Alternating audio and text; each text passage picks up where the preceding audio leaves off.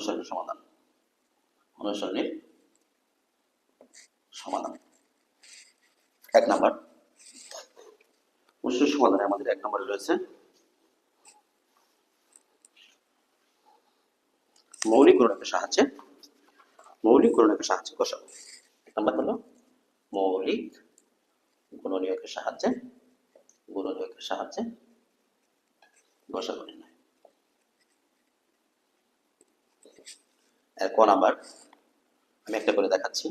144, 240, 612। তো মৌলিক গুণনীয়কগুলো এভাবে যদি আমরা করি তাহলে প্রথমে মৌলিক গুণনীয়ক বের করি। 144, 2 72, 2 36, 2 18, 2 9, 3 3 9, 240, 2 120, 2 60, 2 30, 2 15, 3 5, 612। আর মৌলিক উৎপাদক বের করি আমরা।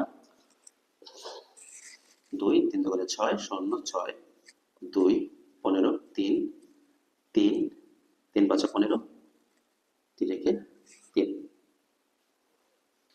আবার একটা ছিল হচ্ছে 3 দিয়ে যায়, 3 3 17 51।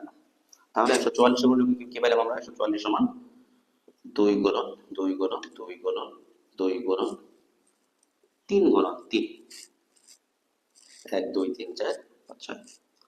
আর আমরা 240 কি পাইছি দেখো তো, 2 গুণন 2 গুণন 2 গুণন 2 গুণন 3 গুণন 5, 1 2 3 4 1 2 3 4 3 5। 612 সমান কি পাইছি?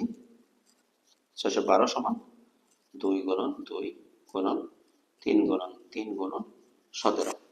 আমাদের কি ছিল? আমরা বেসিক আলোচনা থেকে আমরা কি পাইছিলাম যে মৌলিক গুণনের সময় গসাগু নির্ণয়ের সময় আমরা কমন উৎপাদকগুলো যেগুলো আছে সেই কমন উৎপাদকগুলো জাস্ট নেব। তাহলে কমনগুলো কি কি দেখো, 2 2 2, এখানে 2 2 2, এখানে আর 2 মিল নাই, 3 3 মিল আছে, আর কিছু মিল নাই। তাহলে সংখ্যাগুলোর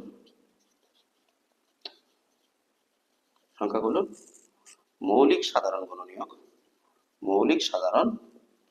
গুণনীয়ক আমরা কি পাচ্ছি? 2 2 এবং 3। অতএব গসাগু সমান 2 গুণন 2 গুণন 3, 3 4 12। এটাই হলো আমাদের অ্যান্সার। তো আমরা যেহেতু মৌলিক গুণনীয়কের সাহায্যে গসাগু করতেছি, আমরা মৌলিক গুণনীয়কের সাহায্যে রসাগু করে ফেলবো।